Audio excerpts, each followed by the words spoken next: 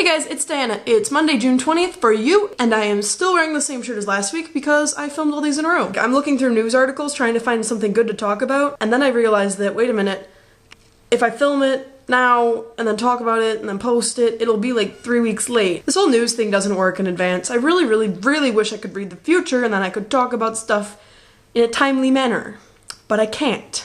Today I kind of wanted to talk about natural disasters. The closest thing we ever have to a natural disaster would be in the spring when the river floods and kind of floods into everyone's basements and the bike trails get overrun.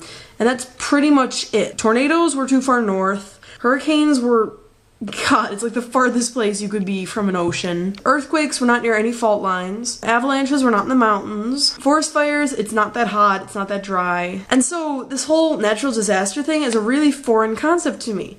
And I don't know, I just think it's interesting to think that you could just be chilling in your house and everything would be going good and all of a sudden something would happen and it could go away. But just because of all of the tornadoes and stuff down south right now, like in Joplin and everything, it just kind of makes me wonder about how sturdy everything is, like in your life, like how stable stuff is, like stuff that you would expect to be really stable. It's not that stable when there's these big natural disasters that come and blow it over. It kind of started when I was younger and then Hurricane Katrina came and I got really confused on how like an entire city was destroyed by a rainstorm, because we had rainstorms and we had some tornadoes but never like to that extent, and I don't think I understood that like nature has that much power over us. It's interesting to see the balance between what nature does and always has done compared to how it impacts human lives on the planet, and it's also interesting to see the ways that we change nature's impact on us.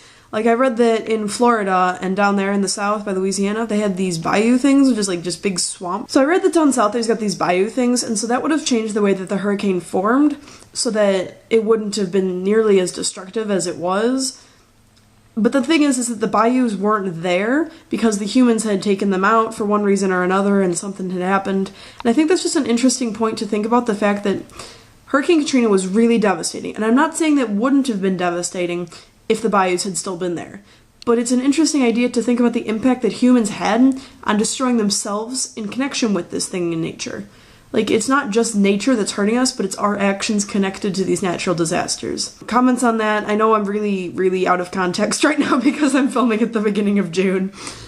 So yeah, see you in August.